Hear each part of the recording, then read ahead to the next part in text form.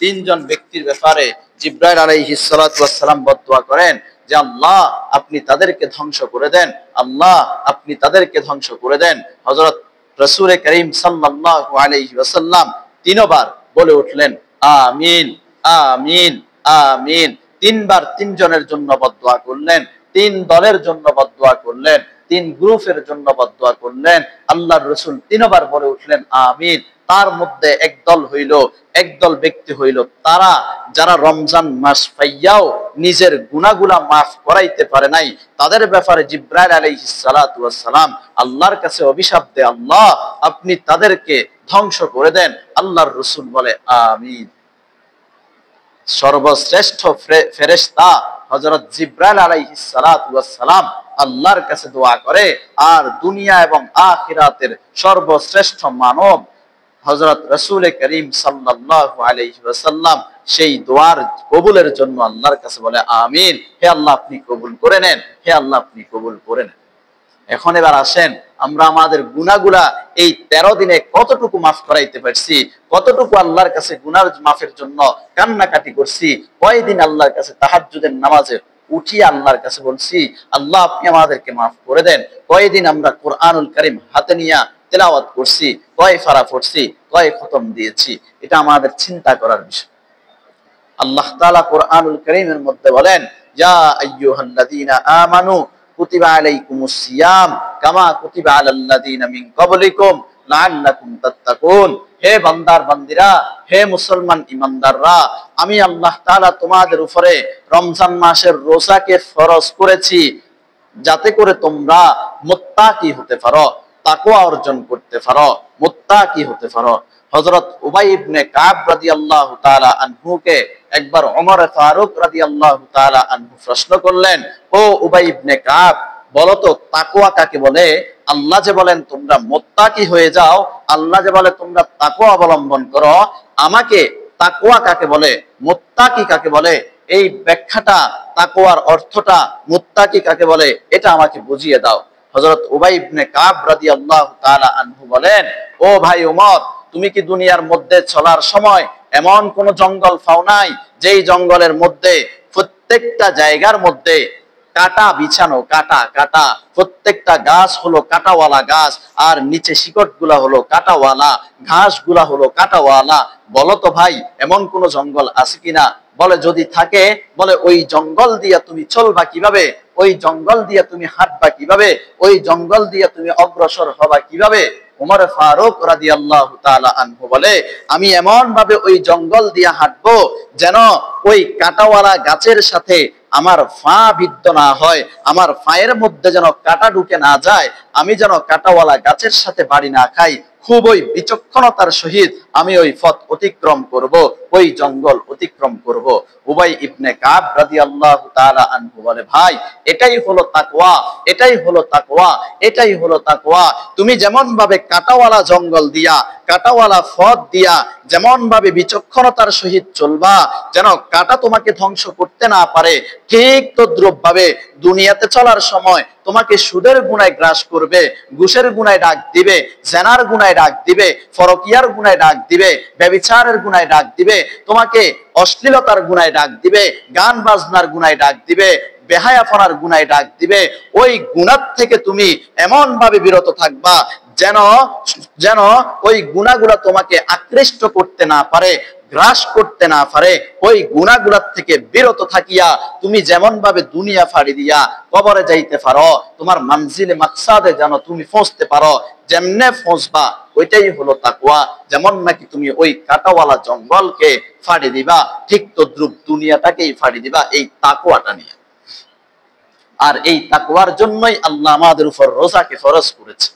আল্লাহ তাআলা আল্লাহর রাসূল হাদিস শরীফের মধ্যে বলেন, হাদিসের একাংশে বলেন আল্লাহর রাসূল যে আত্তাকওয়া হা হুনা, আত্তাকওয়া হা হুনা, আত্তাকওয়া হা হুনা। মানুষের তাকওয়া অন্তরে থাকে, মানুষের তাকওয়া অন্তরে থাকে, অন্তরে থাকে, অন্তরে থাকে। এই অন্তরে থাকার বিষয়টা আমরা তখন বুঝতে পারি যখন রমজান মাসে আমরা রোজা রাখি, যখন নফল রোজাগুলো আমরা রাখি। রোজা রাখার পরে আমি যদি পুকুরের নিচে, নদীর নিচে ডুব দিয়া যদি আমি এক ঢোক পানি খেয়ে ফেলি, কেউ আমাকে দেখবে না।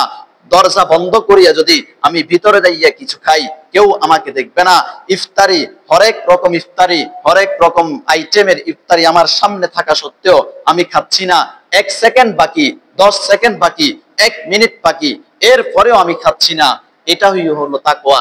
এই তাকওয়াটা আমার ভিতরে আছে। এই তাকওয়াটা নিজের অন্তরে সৃষ্টি করার জন্যই আল্লাহ রমজান মাসে রোজাকে ফরজ করেছে। এখন এবার এই তাকওয়াটা আমরা সৃষ্টি করব কিভাবে, এই তাকওয়াটা আমরা অর্জন করব কিভাবে?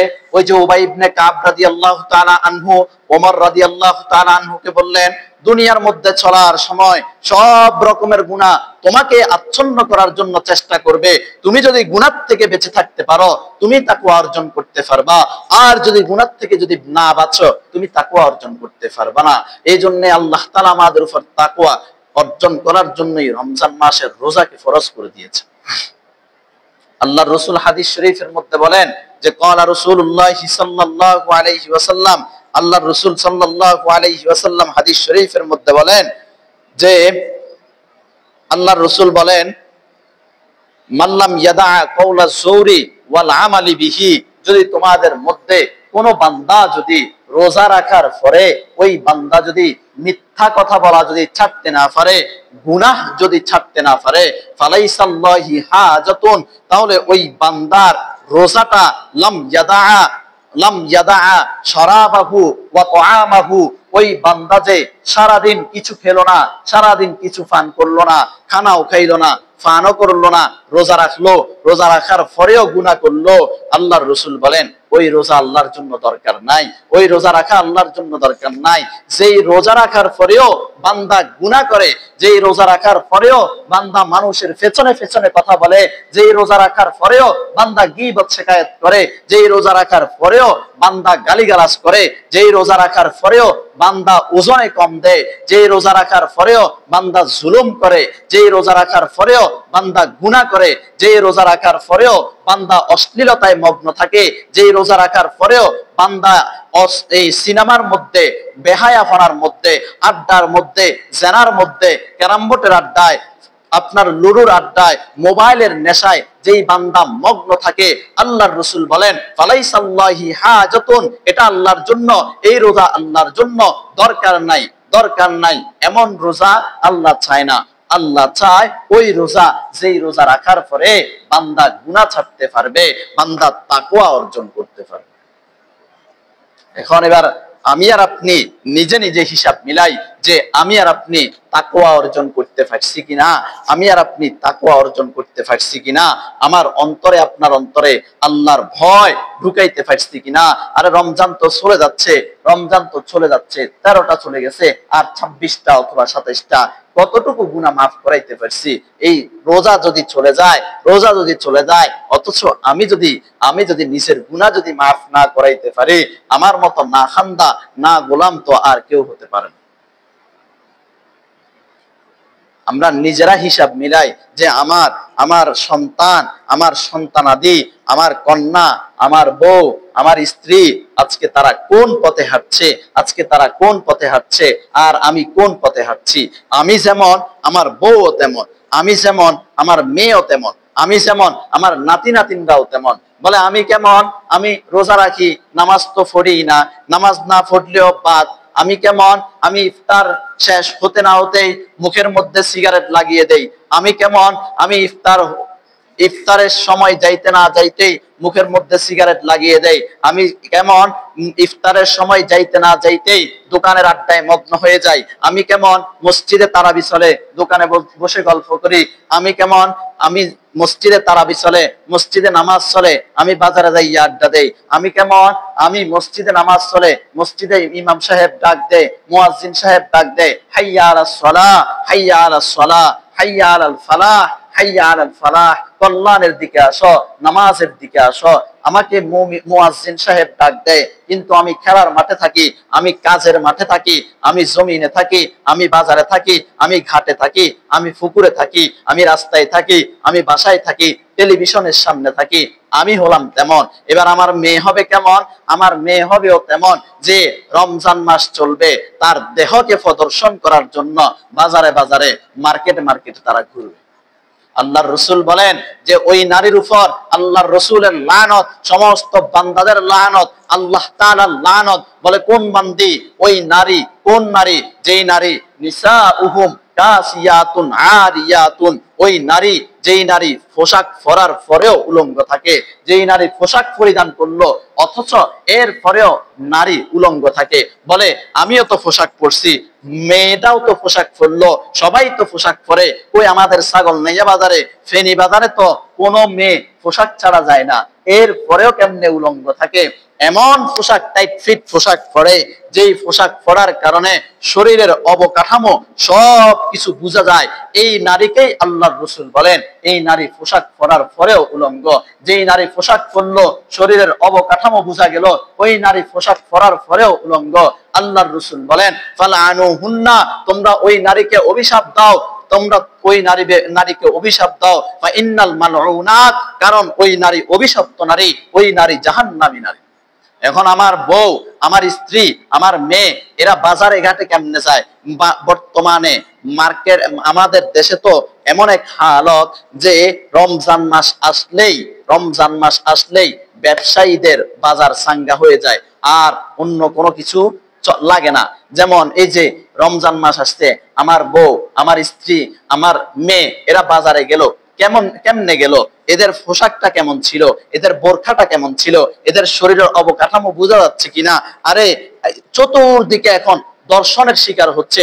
গত কিছুদিন আগে আসিয়াকে দর্শন করেছে তার বোনের জামাই এবং বোনের শ্বশুরে দর্শন করার পরে এরপরে আসিয়া মারা গেছে।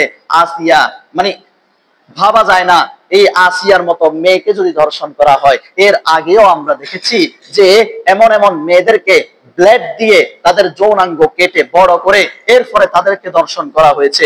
2 বছরের বাচ্চাকে ধর্ষণ করা হয়েছে, 5 বছরের বাচ্চাকে ধর্ষণ করা হয়েছে। মোবাইলটা এখন খুললেই শুধু দর্শনের খবর, আর অন্য কোনো খবর নাই। চতুর্দিকে দর্শন হচ্ছে। এই দর্শনটা বাড়ার পেছনে কারণটা কি? শুধু কি পুরুষের চোখ দুইটা খারাপ, নাকি নারীরও সেখানে ভূমিকা রয়েছে? আমি এমন ভাবে চলাফেরা করলাম, আল্লাহ তাআলা কুরআনুল কারীমের মধ্যে বলেন যে নারীর জন্য আমি পর্দা করেছি ফরজ, ঠিক তেমনি ভাবে পুরুষের জন্য আমি পর্দা করেছি ফরজ। বলে নারীও পর্দা করবে, পুরুষও পর্দা করবে। শুধু নারী পর্দা করবে এমন না, পুরুষও পর্দা করবে, নারীও পর্দা করবে। তবে শুনে রাখো, নারী এবং পুরুষ উভয়জন হলো মোম এবং আগুনের মতো। আগুন যেমন মোমের কাছে গেলে, আগুন যেমন মোমের মধ্যে লাগলে মোম যেমন ভাবে জ্বলিয়া শেষ হয়ে যায়, মোম যেমন ভাবে আগুনের মধ্যে লাগলে জ্বলিয়া শেষ হয়ে যায়, ঠিক তদ্রূপ ভাবে পুরুষ যখন কোনো নারীকে অশ্লীল অবস্থায় দেখে তখন পুরুষের চোখ তার দিকে যায়। তখন ওই পুরুষ যদি নারীর সাথে অপকর্ম করতে না পারে, পুরুষ তখন হিংস্র হয়ে যায়, পুরুষ তখন জানোয়ারের মতো হয়ে যায়। ঠিক তখনই আমার মা, আমার বোন আসিয়ার মতো বোন ওই পুরুষের ওই হায়নার ওই জানোয়ারের দর্শনের শিকার হয়, ক্লাস 2 বাচ্চা দর্শনের শিকার হয়। কারণ কি? বড়গুলা দেখাইলো দেহ, কিন্তু বড়দেরকে তো ওই জানোয়ারটা দর্শন করতে পারে নাই। দর্শন করে আমার ছোট বোন আসিয়ার মতো বোনকে দর্শন করে ছোট ক্লাস 2, ক্লাস 5, ক্লাস 8 এর বাচ্চাগুলারে দর্শন করে। এই যে কারণ, আমি আমার বউকে, আমি আমার মেয়েকে কেমন জামা কিনে দিলাম, আমার মেয়ে কেমন জামা পরে বাজারে গেল, যে তার দেহ দেখা গেল, তার শরীর উপস্থাপন করলো, পরে ওই শরীর দেখিয়া পুরুষেরা তার দিকে নজর হায়নার মতো দিল, জানোয়ারের মতো নজর দিয়া, হায় রে যদি নারীটাকে যদি ভক্ষণ করতে পারতাম, ভোগ করতে পারতাম, কিন্তু নারীকে তো ভোগ করতে পারে নাই। পরে ওই চোখ দুইটা চলে যায় আমার বোন, আপনার বোন আসিয়ার মতো মেয়ের উপরে। এই জন্যে আমার মেয়ে, আমার বউ বাজারে কোন পোশাক পরে যাচ্ছে, এটা আমি স্বামী হিসাবে, আমি বাবা হিসাবে, আমি ভাই হিসাবে আমার কর্তব্য। আমার বোন, আমার মেয়ে, আমার বউ কোন সময় বাজারে যাচ্ছে, কখন আসতেছে, কতক্ষণ লাগতেছে, কোন পোশাক পরে, কোন বোরখাটা পরে বাজারে যাচ্ছে, তাকে কেমন দেখাচ্ছে, হায়নার চোখ তার উপরে ফুটবে কিনা, জানোয়ারের চোখ তার উপরে পড়বে কিনা, সে কি পুরুষকে তার দেহ দেখানোর জন্য যাচ্ছে কিনা, এটা আমি বাবা হিসাবে, আমি ভাই হিসাবে, আমি স্বামী হিসাবে আমার কর্তব্য। এই জন্যে আমি যেমন আমার বউ হয় তেমন, আমি যেমন আমার মেয়েটাও হয় তেমন, আমি যেমন আমার বোনটাও হয় তেমন, আমি যদি সুস্থ হয়ে যেতাম, আমি যদি হেদায়েতের উপর চলে আসতাম, আমি যদি তাকওয়ার উপর চলে আসতাম, আমার মেয়েটাও ঠিক হয়ে যেত, ঠিক হইতে বাধ্য হইতো। আমি বলতাম আমি এলাকার গণ্যমান্য ব্যক্তি, আমি মসজিদে 5 ওয়াক্ত নামাজ আদায় করি, তুমি কেন নামাজ আদায় করবে না? আমি বাজারে যাইয়া ল্যাংটা নারীদের দিকে তাকাই না, তুমি কেন বাজারে যাইয়া ল্যাংটা হইয়া ঘুরবা? এটা যখন আমি আমার বউকে বলতাম, আমার বোনকে বলতাম, আমার মেয়েকে বলতাম, অবশ্যই তারা ঠিক হয়ে যেত। কিন্তু তারা ঠিক হবে কোত্থেকে? আমি নিজেই তো এমন ভাবে চলাফেরা করি যার কারণে তারাও ঠিক হয় না। এই জন্যে রমজান মাস আসছে অন্তরে তাকওয়া সৃষ্টি করার জন্য। এখন যেমন ভাবে আমরা হরেক রকম ইফতারের সময় আমাদের সামনে থাকার পরেও আমরা খাই না, ঠিক তদ্রুপ ভাবে গুনাহ যখন সামনে আসবে ওই গুনাহ থেকে বিরত থাকাও আমাদের জন্য অপরিহার্য। আর এটাই হবে তাকওয়া।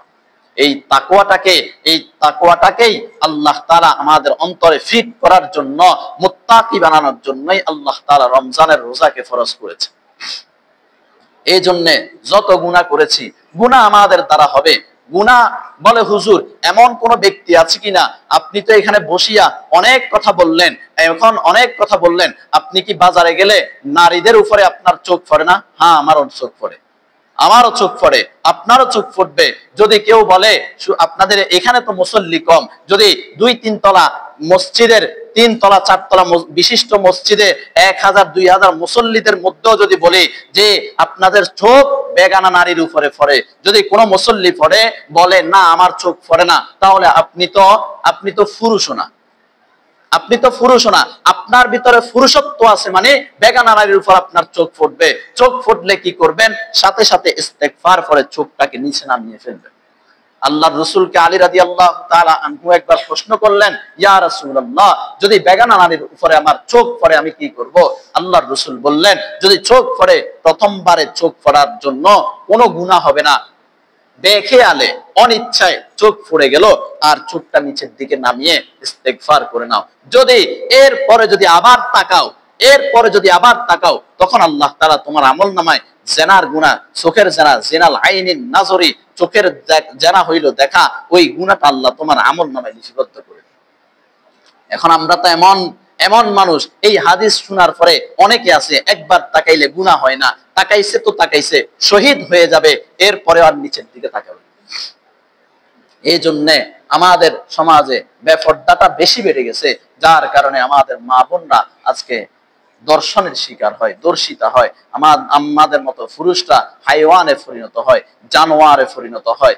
এই কারণে আকুল আবেদন থাকবে, আল্লাহ যেহেতু রমজানের রোজাকে ফরজ করেছেন, তাকওয়া নিজের অন্তরে ফিট করার জন্য এই তাকওয়াটাকে অন্তরে